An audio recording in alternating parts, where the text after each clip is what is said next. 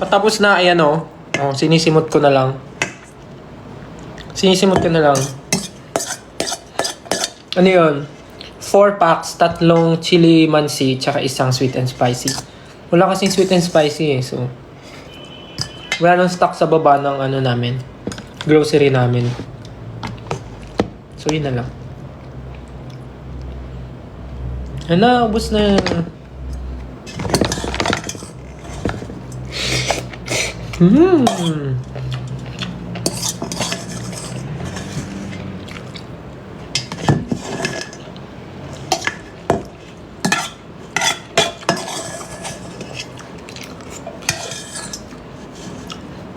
Ubos na.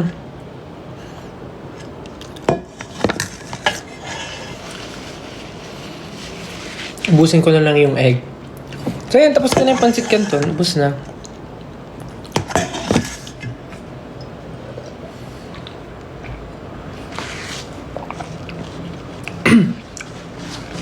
So ayun na nga. May ano lang ako, i-discuss lang ako na I think important naman siya, important matter naman siya. Kasi alam ko naman na bago ang lahat, gusto ko lang sabihin muna na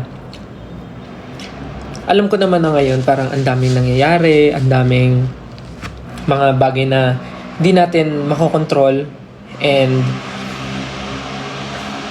talagang masasabi ko parang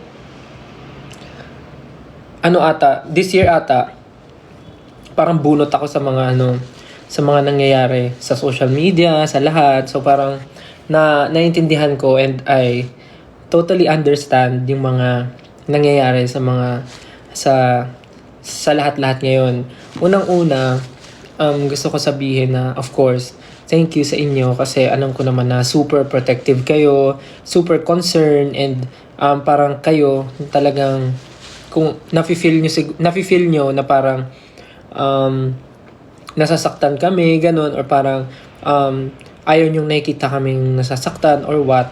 And I totally understand kasi alam ko yung ganyang feeling. Parang naging fan din naman ako before. Siyempre, ayoko rin naman na parang yung mga favorites ko o yung idols ko parang inaaway or nababash or anything.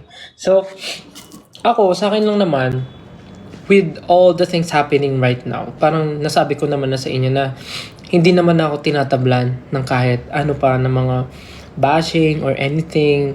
Like, hinahayaan ko na lang sabihin ng mga tao yung mga negative things na gusto nilang sabihin about me. Kasi, unang-una, ba't naman ako masasaktan kung hindi naman totoo? So, diba?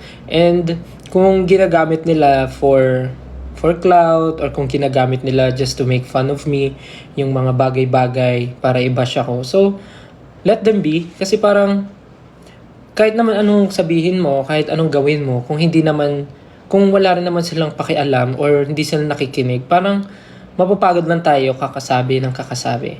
So, pagka hindi natin pinansin, tas ma-feel nila na parang, wala na palang effect, parang sila na lang yung mapapagod. So, hayaan na lang natin sila. I know, mali yung ginagawa nila, mali yung bullying, mali yung ginagawa nila na bashing. Pero kasi, parang tayo lang yung mapapagod. Pag paulit-ulit natin sinasaway, pag paulit-ulit tayo sumasagot sa kanila on social media, parang tayo lang yung napagod, and mas nanalo pa sila kasi yun yung goal nila eh. Asarin ka, goal nila yung parang magalit ka, goal nila is mag-react kayo sa mga post nila. So, yung platform nila is talagang mabibigyan ng, alam mo yun, mabibigyan ng clout. So, parang yung mga ganong klaseng bagay, dapat din yun na pinapansin or ignore nyo na lang. Kasi, pagka nag-open ako ng Facebook, talaga nakikita ko, especially yung picture nga na kumakalat, yung ginagamit talaga ng lahat to make fun of me, yung parang picture ko nung parang pre-debut ba namin yun o debut namin na photo. Ginagamit nila sa kahit saan, sa mga memes, sa mga kung ano-anong bagay, kino-compare nila sa ibang mga artists, ibang P-pop idols, tapos parang sinasabi nila maasim, gano'n-gano'n. And ako, hindi ako nasasaktan kasi parang unang-una sa lahat, proud ako dun sa photo na yun. Though, hindi lang sa makeup. Hindi, joke lang. I mean, proud naman ako doon. Proud ako doon sa picture na yun. Kasi, kahit anong gawin natin, part pa rin siya ng past ko. And proud ako doon kasi yun yung reason bakit ako nandito ngayon. Merong ganong klaseng style, kaya merong style na ganito ngayon. So, parang for me, pag nakikita ko yung photo na yun, I feel proud and I feel, I feel happy sa kung ano ako ngayon. Pero syempre, as a normal human being, hindi maaalis yung parang kirot na or parang inis na mararamdaman ko kasi nga ginagawang katatawanan yung photo ko. Pero pag iniisip ko, parang ano ba yung goal ng tao na gumamit ng photo ko? Bakit niya pinost yun? Tapos parang pag naisip ko, sino ba tong tao na to na nagpo-post ng photo ko? Ano na ba yung natulong niya sa buhay ko? Pagka naisip ko yun, parang nawawala yung inis, nawawala yung galit. Kasi parang hindi ko naman ibababa yung level ko dun sa taong nag-post na yun para gantihan pa siya. So parang hayaan ko na lang kung sumaya siya dahil sa ginawa niya, edi thankful ako, at least ako yung reason ba't siya masaya. Hindi na ako bababa sa level niya na parang papatulan ko pa siya, or parang hindi na ako bababa sa level niya na parang gaganti ako, ibibigay ko yung same energy na ginawa niya sa akin. So parang hayaan ko na lang kasi kahit ano namang gawin ko, ako talaga yung nasa photo, and ulitin ko, I feel proud every time na nakikita ko yung photo na yun. Kasi that's me before. And that's me nung mga panahon na gusto kong maabot yung dreams na meron ako ngayon. So parang hindi ko mabubura yung photo na yun dahil part siya ng past ko. And I feel proud on that photo kasi ako yun. And yun yung isa sa naging inspiration ko para pagpatuloy ko kung ano yung gusto ko pang gawin until now. So, but yung mga fans, yung 18, I totally understand yung mga nararamdaman nyo kasi you want to pagtanggol kami, parang gusto nyo na mawala yung mga bashing. Unang-una sa lahat, yung bashing and yung mga bullies, hindi talaga natin sila maaalis dito sa mundo dahil ano talaga sila. Ayoko sabihin dahil alam nating masama yung ginagawa nila and kampo na talaga sila. Anyway, yung mga bully talaga, like, kesa ibalik natin yung energy na binibigay nila sa atin, imbis na awayan natin, pakitaan na lang natin ng magandang bagay. Kasi, pagka pinatulan mo kasi, mas lalo silang, alam mo yun, mas lalo silang magagalit, matutuwa sila, tas sabihin nila, sige, asarin ko pa to, awayin ko pa to. Parang ganun. Kung pakitaan nyo na mabuting bagay, at least nare-realize nila na parang, ang bait naman nito, ang sama ko palang tao. So parang pa-realize na lang natin na apakasama ng ugali nila. Wag na natin patulan. And yung mga ganong klaseng bagay, alam naman natin na, alam mo yun, parang, kahit anong gawin natin kasi, kung yun talaga yung goal nila, and meron silang goal na hilahin ka pababa, wala tayong magagawa. So, ang kailangan na lang natin gawin, pakita sa kanila na ginagawa natin yung best natin para umangat tayo sa buhay. So, kung hilahin nila tayo pataas, mapagod sila kakahila sa atin. Kung hilahin nila tayo pababa, hayaan mo sila, mapagod sila kakahila sa atin pababa kasi never naman tayo bumababa. Patuloy tayong umaangat kasi alam natin, mabuti yung ginagawa natin. So, that's fine. Mas masarap matulog sa gabi na alam mong wala kang inaapakang tao. 'Di ba? Mas masarap matulog sa gabi. Mas masarap gumising sa umaga pag alam mong maraming taong nag-aantay sa iyo and excited kang makita. Yun yung mas mahalaga. Yung mga ganong klaseng tao, hayaan nyo na kasi for sure may gagawin si God sa kanila. And one thing pa, gusto ko lang din i-address yung issue nung parang kasi nga kanina medyo wala akong ideas na nangyayari, but nung nag-message sa akin si Gian about nga sa nangyari, doon lang ako nagkaroon ng idea na parang may ganun pala. And for me, to be honest, I will use my platform to speak up sa mga ganitong klaseng bagay, and I know na kailangan ko rin tong i-clarify dahil ayoko naman na magkaroon kayo ng na ayokong ma-feel nyo na may something between, na may negative between ako with any artist. Ako, to be honest, hindi ko alam yung issue na yun. Not until mag-chat si Gian and makita ko na nga yung mga pinag-uusapan sa social media. Ako naman, ang take ko, kayo, kung ayaw nyong makarating sa amin yung mga negative na bagay, huwag nyo nang i-tweet, huwag nyo nang i-post sa X. Pag-usapan nyo na lang. And kung may mga bagay kayo na ayaw nyo naman i-disclose and ayaw nyo naman na pag-usapan sa loob ng social media or sa X, kung saan pa man, huwag na kayo mag-post ng anything para hindi mapapaisip yung ibang tao na mga walang alam sa pinag-uusapan nyo. Kasi, parang ang hirap kasi mag-post na parang hindi mo rin naman sasabihin kung ano, kung tungkol saan. Parang nagbigay ka lang ng something, nag-hint ka, tas hindi mo rin naman i-share. So parang nakakaano siya. Parang nakakabuo pa siya ng issue na parang ano bang meron. But to be honest, yung nangyari with Gian, dun nga sa si Gian po ay from Cup of Joe and isa po siya sa mga kaibigan ko and siya po yung vocalist ng Cup of Joe, si Gian. Nag-reach out siya sa akin kasi nga parang natakot siya na baka mamaya daw galit ako. So sabi ko, bakit? Anong nangyari? Sabi niya nga sa akin, may na-like daw siyang photo, may na-like siyang post na natawanan niya. And parang sabi niya naman sa akin na hindi naman niya intensyon na matawa dahil dun sa photo ko. Natawa siya dahil dun sa caption. And ako naman sabi ko, okay lang naman sa akin, wala naman akong problema. Sabi ko kay Gian, huwag mo nang isipin na parang na feeling mo na na nagalit ako. Huwag mo isipin na nainis ako sa'yo. Kasi okay lang naman, wala naman akong problema. Kasi nandyan na yan yung photo na yan, kalat na. And hindi ko naman na makokontrol yung mga taong makakakita at mga magpo-post nun. Pero, ang concern pala ni Gian kasi is yung mga taong nagme-message sa kanya na tinatawag na siya sa kung anong mga bagay. Ang ayoko lang kasi, yung pagdating sa dulo, yung parang masyado tayong paano ba? Sa sobrang pagiging protective natin, hindi na natin naiisip na baka naman hindi sinasadya ng tao, baka naman wala siyang masamang intention about that. Naintindihan ko naman yung feelings nyo and valid na valid yon. Gusto nyo lang akong protektahan, ayaw nyo akong masaktan. But bago tayo magbitaw ng masamang salita sa ibang tao, isipin muna natin kung ano yung reason kung bakit nangyari yon, ano yung goal ng tao, parang inisip niya ba talaga yun to hurt me or parang hindi niya sinadya niya ba talaga yun, parang ganun. So parang before we anong term doon? I mean, bago tayo magsalita ng masama sa ibang tao, isipin muna natin na kung makakasakit din ba tayo. Okay? Kasi ako, to be honest, wala talaga. Hindi talaga ako nasaktan. And message ko nga si Gian kanina nakita ko yung live niya and talagang naramdaman ko na natatakot siya and naiyak siya dun sa live niya.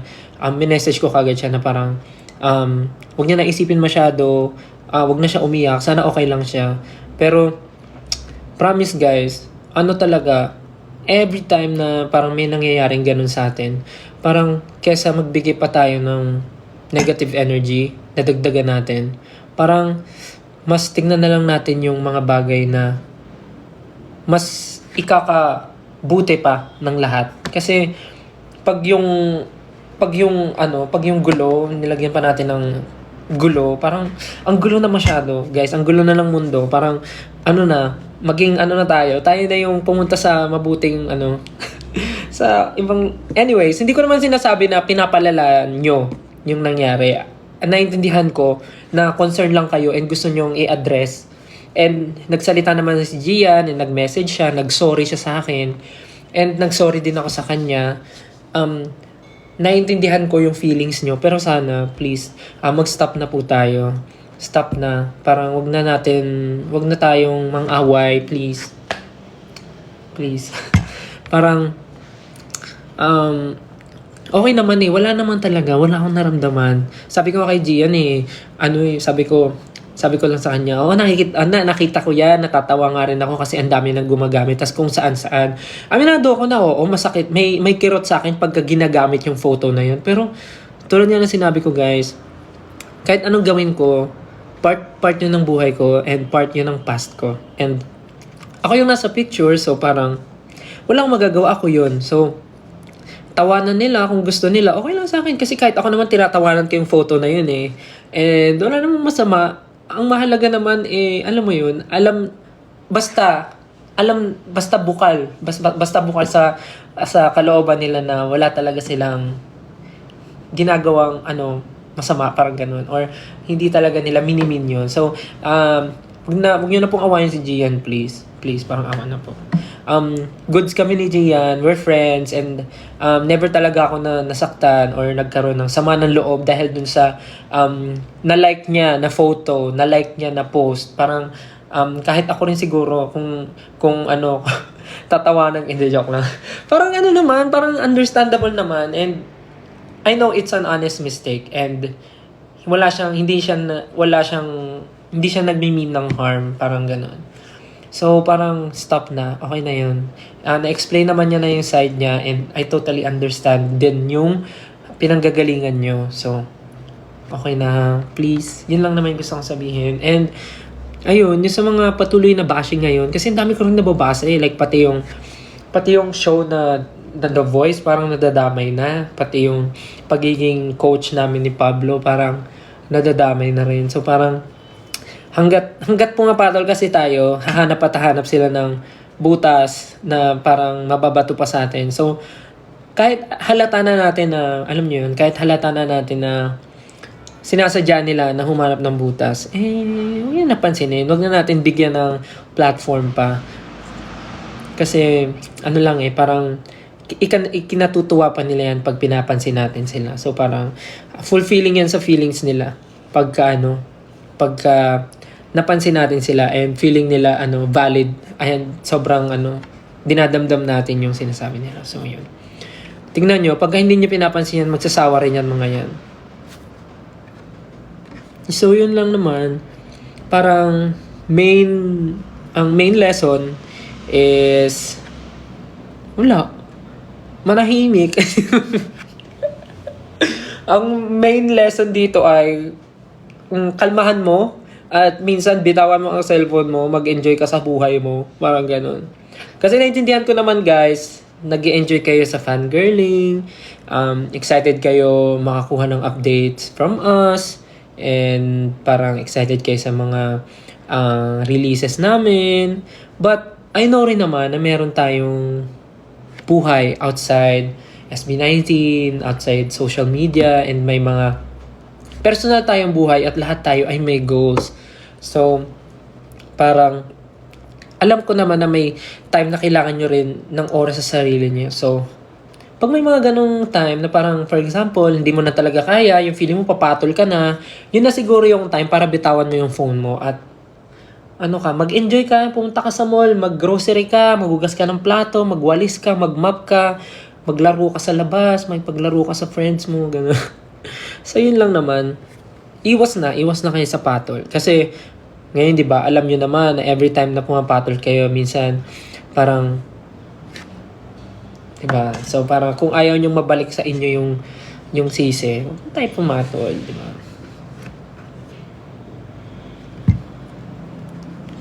Ayun, tsaka ulitin ko lang yung about kay Gian, yung issue. Stop na ha. Stop na, please. Thank you. Kasi, nag-message na si Gia, nag-sorry na siya, and lahat naman tayo dito, I'm sure, may natutunan tayong lesson. Kaya, imbis na mag-away-away pa tayo at magkagulo-gulo, let's be the bigger person. Yes, bigger person. Hindi, maging na lang tayo, maging mapagkumbaba, maging maunawa, and isihan lang natin, life goes on. Mas okay na maging masaya kaysa stress tayo sa buhay. Tingnan nyo pag wala kang problema, nakaka-fresh. Fresh? Ito ba yun? Anyways, yun lang naman yung gusto kong sabihin kasi ayoko naman na lumala pa yung mga bagay-bagay. Syempre dito sa industry, maliit lang naman to eh. Kami-kami lang yung magkikita. So ayoko naman na magkaroon ng awkward feeling or beef. Beef? Ayaw mo ng pork? Hindi, anyways. Yun lang naman. Ayoko naman kasi ng ganung feeling. Kahit naman sa inyo ayoko naman na may may tampuhan. Kasi pag may tampuhan tayo, hindi ko kayo papauwiin sa bahay. It's a minute. Joke lang.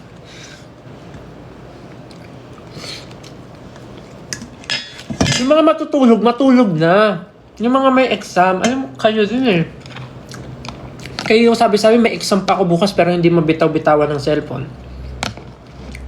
Ayan na yung sign nyo. Bitawan nyo na yung cellphone nyo. Matulog na kayo. Pero guys, seryoso yun ha. Stop na ha.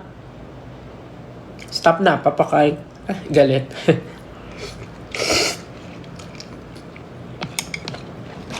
Sayaan niyo yung mga basher. Hayaan niyo sila mapagod kakadut-dut ng cellphone. Alam mo, natutuwa nga ako eh. Kasi, biruin mo, kahit sabihin nilang basher sila, nagbibigay sila ng oras.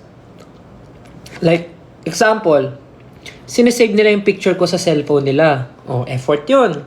Sinesave nila. Tapos, iisip sila ng caption. Iisip sila ng caption, yung feeling nila makakasakit sa akin. Effort yun. Effort yun. And then, syempre mga walang wifi yan, for sure. Mga ano yan, magpapaload yan, magpapaload.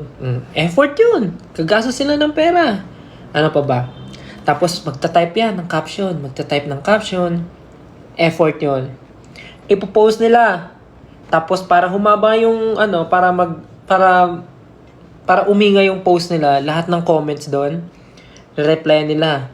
Effort yun. So thank you so much sa mga nang mabash po. Napaka-effort nyo po. Maraming salamat. Kaya hindi ko po masabing basher kayo eh. Kasi ramdam na ramdam ko po yung effort nyo sa akin. Hindi ko maramdaman yung bash nyo. Galingan nyo pa. Galingan! Hindi, joke lang. Baka ma-trigger sila lalo. Pero yun lang. Yun lang. Ganun lang gawin nyo. Parang kesa ma-stress kayo. Naku, hayaan nyo sila. Hayaan nyo silang mapagod mag-post ng picture ko. Hayaan nyo sila. Di nyo ba alam sa kakapost nyo nila ng picture ko, mas lalo akong nakikilala. Lo, sabihin ng yabak ko. Kakapost sila ng picture ko, kahit yung mga old photos ko pa na wala pa akong budget pang kain. Yung pinopost nila na payat ako. Tapos yung pinopost nila na wala pa akong skincare. Nako. Post nyo lang po yan para mas makilala pa po ako. Ako po si Stel. Coach Tel po ng The Voice, member din ng SB19. Nag-perform din po kasama si Mr. David Foster. Nag-perform din po kasama si Mr. Louie Ocampo. Nag-perform na rin po kasama si Mr. Ryan Cayabyab. Nakasama ko na rin po mag-perform sa stage si Miss Regine Velasquez. Nag-perform na rin po kasama si Jamie Miller. Tapos may mga collab pa po akong international artist na si yabang. Pero yun guys, ganun lang. Ano lang, mas hanapin natin yung positive side, yung brighter side ng everything. Siyempre, kaya naman nila ginagawa yan kasi success. Joke lang. Alam mo, ang yabang ko na, no? Ayun lang, siguro pwede niyo ako i-bash na SB19 Stel, ang yabang na, ganun. SB19 Stel, ang taas ng tingin sa sarili. Ganun. Member ng P-pop boy group na SB19 Stel, ang taas na ng ihi. Ganun. Pwede yan, mga headliner. SB19 Stel, nagbibilang ng achievement sa TikTok Live. Ganun. Dapat ganun yung ganun yung mga headline para masakit. Ganun. SB19 Stel, pinurga ang mga basher. Pinurga. Ay, nako. Diba? Ang saya lang, diba? Kung nambabash sila, anuhin natin. Kung hindi natin sila, hindi pwedeng, nag-effort sila. Mag-effort din tayo, guys. It's give. Bigayan to, guys.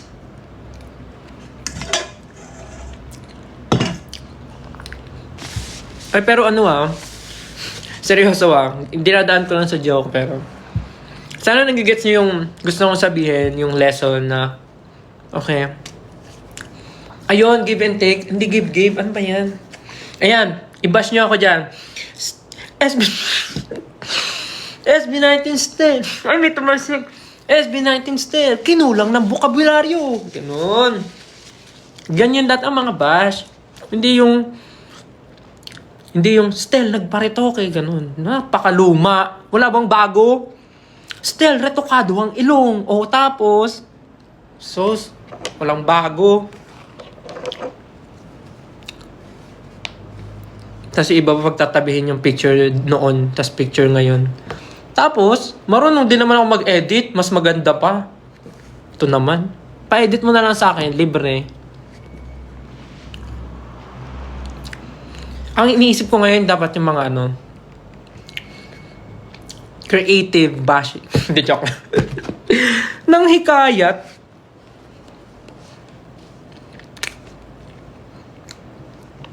Basta yun guys sana nagigets nyo yung point ng sinasabi ko.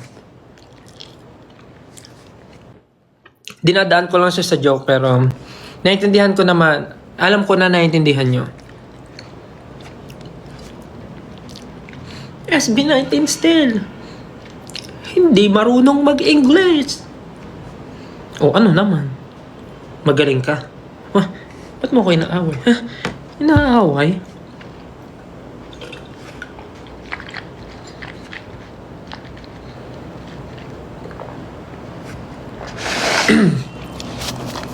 Anyways guys, tapos na ako kumain and 10:30 pa lang pala, akala ko 12 na.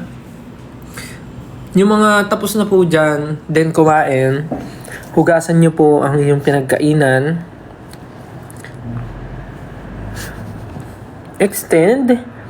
Sabi nyo ayaw nyo mapuyat, tas ngayon papa-extend kayo. Oo nga, huwag nyo na ako i-bash. Ako na lang magbabash sa sarili ko. O gusto nyo, tulungan ko kayo.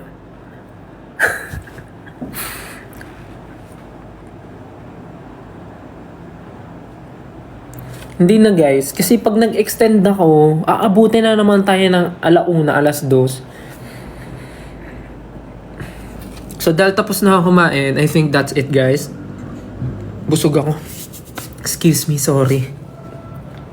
Kailangan ko nang maghugas ng mga pinagkainan ko dahil ako ay mag-skincare pa, maglalagay pa ako ng sheet mask. Bukas po, ako ay may trabaho. Kaya sana kayo ay kumilos din para sa ikakaunlad ng inyong pagkatao at ng inyong pamilya. Huwag po tayong maging tamad, okay?